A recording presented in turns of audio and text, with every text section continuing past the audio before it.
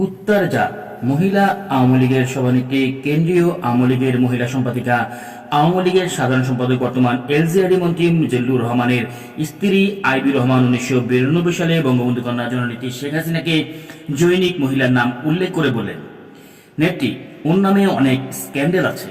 বঙ্গবন্ধু কন্যা জননেত্রী শেখ হাসিনার সঙ্গে সঙ্গে বললেন, কি বেশ্যা? এই তো কুত্তার জাতকে তো বেশ্যা দিয়েই নেতৃত্ব দেওয়া।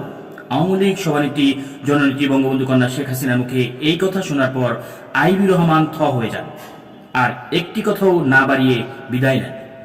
জিল্লুর রহমান, জেনারেল সেক্রেটারি, ধানমন্ডি 32-এ বঙ্গবন্ধু ভবনের লাইব্রেরি কক্ষে বসে বঙ্গবন্ধু কন্যা জননেত্রী শেখ হাসিনা, শেখ হাফিজুর রহমান টোকন, শেখ মারুফ এবং আরো কয়েকজন গল্প করছে। আওয়ামী লীগের আসন্ন কাউন্সিলে কাকে জেনারেল সেক্রেটারি করা যায় কথা উঠলে বঙ্গবন্ধু কন্যা আওয়ামী লীগ সভানেত্রী শেখ হাসিনা বললেন, সাজেদা চৌধুরী মেয়ে মানুষ, তাকে জেনারেল সেক্রেটারি রাখা যাবে না। তোমরা এমন একজন পুরুষের নাম বলো যে শুধু নামেই পুরুষ, কিন্তু কাজকর্মে মেয়ে মানুষের চেয়েও ল্যাভেন্ডিশ। পুরুষ চরিত্রের কোনো পুরুষকে জেনারেল সেক্রেটারি বানানো যাবে না। পুরুষ চরিত্রের কোনো পুরুষকে দলের সেক্রেটারি করলে সে আব্দুর রাজ্জাকের মতো দল ভেঙে ফেলবে। একজন পুরুষকেই দলের সাধারণ সম্পাদক করতে হবে, যে পুরুষ নামে পুরুষ কাজে পুরুষ নয়। এমন একজন মেরুদণ্ডহীন পুরুষকে দলের সাধারণ সম্পাদক করতে হবে। তোমরা খুঁজে এমন একজনকে বের করো। শেখ হাফিজুর রহমান টোকন বলল, হুপু, জিল্লুর রহমানকে বানালে কেমন হয়? সঙ্গে সঙ্গে শেখ হাসিনা বললেন, ইয়েস, তুমি তো ঠিক বলেছ, ওই তো সবচাইতে ল্যাভেন্ডিশ। শেখ মারুফ বলল, না বুবু, জিল্লুর রহমানকে বানানো যাবে না। জিল্লুর রহমান আর তার বউ আইবি রহমান 15ই আগস্টের পর খুনি ফারুক ডালিমদের দাওয়াত করে বিরিয়ানি রান্না করে খাইয়েছিল। সুতরাং জিল্লুর রহমানকে তুমি জেনারেল সেক্রেটারি বানাতে পারো না। বঙ্গবন্ধু কন্যা শেখ হাসিনা বললেন, হ্যাঁ, একেই আমার দরকার, এই সর্বদিক থেকে উপযুক্ত। জিল্লুর রহমানকে দলের জেনারেল সেক্রেটারি করলে ভেড়া বানিয়ে রাখা যাবে। এই ভেড়ার গলায় রশি না থাকলেও উঠোনের বাইরে যাবে না। বঙ্গবন্ধু কন্যা শেখ হাসিনা ঠিকই কাউন্সিল করে জিল্লুর রহমানকে আওয়ামী লীগের সাধারণ সম্পাদক করলেন। টাকা আর লাশ। বঙ্গবন্ধু কন্যা জননেত্রী শেখ হাসিনা তার রাজনৈতিক জীবনে দুটি জিনিস ছাড়া আর কোনো কিছুই চাননি। জিনিস দুটির একটি হলো অর্থ মানে টাকা পয়সা, আর অন্যটি হলো লাশ মানে মানুষের লাশ। এই দুটি জিনিস ছাড়া তার দলের নেতাকর্মী, শুভানুধ্যায়ী এবং অন্যান্য যারা তার কাছে এসেছেন তাদের কাছে কোনোদিনই তিনি অন্য কোনো কিছু চাননি। এমনকি 28শে সেপ্টেম্বর তার জন্মদিনে যারা টাকা ছাড়া অন্য কোনো কিছু উপহার নিয়ে আসতেন, বঙ্গবন্ধু কন্যা শেখ হাসিনা ভর্ৎসনার সাথে তাদের বলতেন, এইগুলো আমি নেই না, আমি ক্যাশ চাই, ক্যাশ। নগদ টাকা ছাড়া অন্য উপহার আমি গ্রহণ করি না। 1996 সালের 28শে সেপ্টেম্বর গণভবনে বসেও তিনি একই কথা বলেছেন। অর্থের দাবি বঙ্গবন্ধু কন্যা জননেত্রী শেখ হাসিনার প্রধান দাবি। আপনি যেই হন না কেন, যেখান থেকেই টাকা নিয়ে আসেন না কেন, বঙ্গবন্ধু কন্যা জননেত্রী শেখ হাসিনা কথা হচ্ছে তাকে টাকা দিতে হবে। যদি টাকা না দেন তাহলে তার কাছে মানুষ হিসেবে গণ্য হবেন না। বঙ্গবন্ধু কন্যা জননেত্রী শেখ হাসিনাকে ডান হাতে টাকা দেবেন, ডান হাতের টাকা বা হাতের নেওয়ার সঙ্গে সঙ্গে তিনি আপনার কথা বেলমালুম ভুলে গিয়ে টাকার জন্য নতুন মক্কেলের দিকে হাত বাড়িয়ে দিবেন। এমনভাবে তিনি টাকা নেবেন যেন তার পিতা শেখ মুজিবুর রহমান আপনার কাছে টাকা রেখেছিলেন।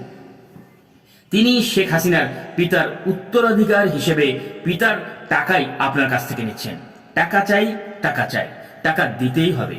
চুরি করে টাকা এনেছেন তাও দিতে হবে, কালোবাজারি বা পাচার করে টাকা এনেছেন তাও দিতে হবে, মানুষ খুন করে টাকা এনেছেন তাও দিতে হবে, ঘুষ খেয়ে টাকা এনেছেন তাও দিতে হবে। ঘুষ খেতে এবং ঘুষ দিতে বঙ্গবন্ধু কন্যা শেখ হাসিনার জুড়ি মেলা ভার। টাকা না দিলে আপনাকে মুহূর্তের মধ্যে অপমান করে বের করে দিতে পারেন, আবার টাকা দিলেই আপনাকে সমাদর করে মর্যাদা দিয়ে চেয়ারে বসাতে পারেন। একদিন ধানমন্ডি 32-এ বঙ্গবন্ধু ভবনের লাইব্রেরি কক্ষে বসে আছেন বঙ্গবন্ধু কন্যা জননেত্রী শেখ হাসিনা এবং তার চাচাতো ভাই শেখ হেলাল। এমন সময় বজলুর রহমান, শেখ মুজিবের পিএ, বর্তমানে প্রধানমন্ত্রী শেখ হাসিনার লিয়াজু অফিসার, জৈনিক ব্যক্তিকে সঙ্গে করে নিয়ে এসে বলেন, নেত্রী, ইনি একটা অনুষ্ঠান করতে চায়। বজলুর রহমানের কথা শেষ না হতেই বঙ্গবন্ধু কন্যা শেখ হাসিনা রেগে চেয়ার থেকে উঠে দাঁড়িয়ে উচ্চ কণ্ঠে আগন্তুক লোকটিকে বললেন, এখানে কি ইত্রামি করতে এসেছেন, বাদরামি করতে এসেছেন? বাদরামি করার জায়গা পান না? আপনাকে নাকি বলে দিয়েছি আমি যাব না, আবার এসেছেন বুঝি ফাতরামি করতে? আপনি কোথাকার কোন আলতু ফালতু লোক তার ঠিক নাই, আর আমি আলতু ফালতু লোকের আলতু ফালতু অনুষ্ঠানে কেন যাব? এটা ভাবলেন কি করে? আমি জাতির জনক বঙ্গবন্ধু কন্যা, আমার কি কোনো দাম নেই? যান, বেরিয়ে যান। এই লোককে বের করে দাও, এই লোক যেন আর ঢুকতে না পারে। ভদ্রলোক প্রথমে হতচকিত হয়ে গেলেও নিজেকে কোনো মতো সামলে নিয়ে ধীর পায়ে বেরিয়ে যাচ্ছিলেন। ভদ্রলোক দরজা পর্যন্ত যেতেই শেখ হেলালকে বঙ্গবন্ধু কন্যা শেখ হাসিনা বললেন, এই লোক চাঁদা দেয় না, আবার চিটাগাঙের লোক। এই কথা শুনে ভদ্রলোক ঘুরে দাঁড়িয়ে এনেছি বলে তার প্যান্টের দুই পকেট থেকে দুটি 100 টাকার বান্ডিল বের করে এক লাফে শেখ হাসিনার টেবিলের সামনে এসে বসলেন। বঙ্গবন্ধু কন্যা জননেত্রী শেখ হাসিনা চিলের মতো ছো মেরে 100 টাকার বান্ডিল দুটি নিজের হাতে নিয়ে ভদ্রলোককে বলতে লাগলেন, বসেন বসেন, এই উনাকে চা নাস্তা খাওয়াও। শেখ হেলাল আবার টাকার বান্ডিল দুটি নেওয়ার জন্য জননেত্রী শেখ হাসিনার সাথে ভদ্রলোকের সামনেই কারাকারি শুরু করলো। বঙ্গবন্ধু কন্যা শেখ হাসিনা এর মধ্যেই ভদ্রলোককে বলতে লাগলেন, ঠিক আছে ঠিক আছে, আমি যাব, অনুষ্ঠানটা একটু ভালো করে করবেন, আপনি বসেন, ঘন ঘন আসবেন। 1992 সাল থেকে যমুনা সেতুর নির্মাণ প্রতিষ্ঠান কোরিয়ান হুন্দাই কোম্পানি বঙ্গবন্ধু কন্যা জননেত্রী শেখ হাসিনাকে নিয়মিত চাঁদা দিয়ে আসত। আর সেজন্যই যমুনা সেতু উদ্বোধনের কয়েকদিন আগে উত্তরবঙ্গের জন্য নির্মিত গ্যাস লাইন সম্পূর্ণ ভেঙে যমুনা নদীতে পড়ে গেলে সংশ্লিষ্ট কর্তৃপক্ষ গ্যাস লাইন নির্মাণে হুন্দাই কোম্পানির ত্রুটি, অনিয়ম ও নিম্নমানের অভিযোগ আনলেও শেখ হাসিনার সরকার বেমালুম নীরব থাকে। বঙ্গবন্ধু কন্যা জননেত্রী শেখ হাসিনা আওয়ামী লীগের কোনো নেতাকর্মীকে কখনোই নীতির কথা শোনাননি, আদর্শের কথা শোনাননি, ত্যাগের কথা শোনাননি। যেই তার কাছে গিয়েছে তাকেই তিনি কারণে অকারণে শুধু বলতেন, আমি নির্দেশ দিলাম মেরে লাশ ফেলে দাও, আমি লাশ চাই। আওয়ামী লীগের বর্তমান মন্ত্রীরা অনেকেই বলতেন, বঙ্গবন্ধু কন্যা সভানেত্রী শেখ হাসিনা তো টাকা আর লাশ ছাড়া কিছুই বোঝে না, আর কত টাকা দেব, আর কত লাশ দেব, অবক্ষয় অবক্ষয়। শিল্পপতি জহির হত্যার প্রধান আসামি ইউএসবিএল ব্যাংকের পরিচালক চেয়ারম্যান আখতারুজ্জামান বাবু বলেন, আর কত টাকা দেব, দিতে দিতে তো নিঃশেষ হয়ে গেলাম। স্বামীর সাথে না থাকা। বঙ্গবন্ধু কন্যা আমলি সভানেত্রী শেখ হাসিনা 1986 সালের 17 মে বাংলাদেশে আসার পরে থেকে তার স্বামী ডক্টর ওয়াজেদ মিয়ার সাথে কখনোই একটি দিন বা একটি রাত স্বামী স্ত্রী হিসেবে কাটাননি। আগেই বলেছি, শেখ হাসিনা বাংলাদেশে আসার পর প্রথমে তার স্বামীর মহাখালী সরকারি কোয়ার্টারে ওঠেন, পরে ধানমন্ডি 32-এ তার পিত্রালয় বঙ্গবন্ধু ভবন, তারপর 29 নম্বর মিন্টু রোড এবং আরও পরে ধানমন্ডি 5 নম্বরে স্বামী ও নিজের বাড়িতে, এখন প্রধানমন্ত্রী সরকারি বাসভবন গণভবনে থাকেন। কিন্তু তার স্বামী ডক্টর ওয়াজেদ প্রথম থেকে এখন পর্যন্ত তার মহাখালীর আণবিক শক্তি কমিশনের কোয়ার্টারেই রয়েছে। তিনি কখনোই ধানমন্ডি 32, 29 মিন্টু রোড, ধানমন্ডি 5 নম্বর বা গণভবনে আসেননি এবং বঙ্গবন্ধু কন্যা শেখ হাসিনা তাকে আনেনি।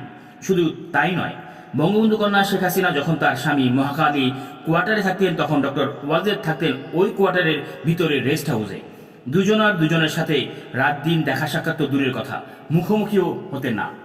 মহাখালী স্বামীর কোয়ার্টারে থাকতে এবং পরবর্তীতে ধানমন্ডি 32-এর পিত্রালয়ে বঙ্গবন্ধু ভবনে থাকতে 1987 সালে মুন্সিগঞ্জ হরগঙ্গা কলেজ ছাত্র সংগঠনের ভিপি মৃণাল কান্তি দাস নামের তরুণ যুবক আসার আগ পর্যন্ত বঙ্গবন্ধু কন্যা শেখ হাসিনা নিয়মিত রুটিন মাফিকভাবে প্রতিদিন সন্ধ্যার ঠিক 1 ঘন্টা আগে গোসল করে পাউডার পারফিউম মেখে লম্বা চুলের একটি বেনি করে চকচকে নতুন শাড়ি ব্লাউজ পরে খুব পরিপাটি হয়ে কাউকে সঙ্গে না নিয়ে শুধুমাত্র গাড়ির চালক ড্রাইভার আলালকে সঙ্গে নিয়ে অজ্ঞাত স্থানে বেরিয়ে যেতেন এবং ঘন্টা 2 পর ফিরে আসতেন। শুধু এই সময়ে ওই অজ্ঞাত স্থানে যাওয়া ছাড়া বঙ্গবন্ধু কন্যা শেখ হাসিনা আর কখনোই একা শুধু জিপ গাড়ি আর চালক নিয়ে বাইরে যেতেন না। ওই সময় এবং ওই অজ্ঞাত স্থান ছাড়া যেখানে তিনি যেতেন তার সাথে সকলকেই অবশ্য সঙ্গে নিয়ে যেতেন।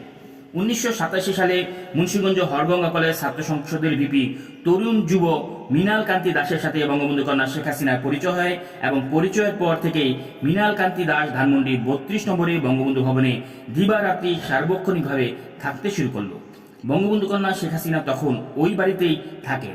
বঙ্গবন্ধু কন্যা শেখ হাসিনা ধীরে ধীরে নিয়মিত রুটিন মাফিক সন্ধ্যার আগে অজ্ঞাত স্থানে যাওয়া ছেড়ে দিলেন। অধিক রাত পর্যন্ত এমনকি গভীর রাত পর্যন্ত ধানমন্ডি 32-এর বঙ্গবন্ধু ভবনের লাইব্রেরিতে অবস্থান করতে লাগলেন।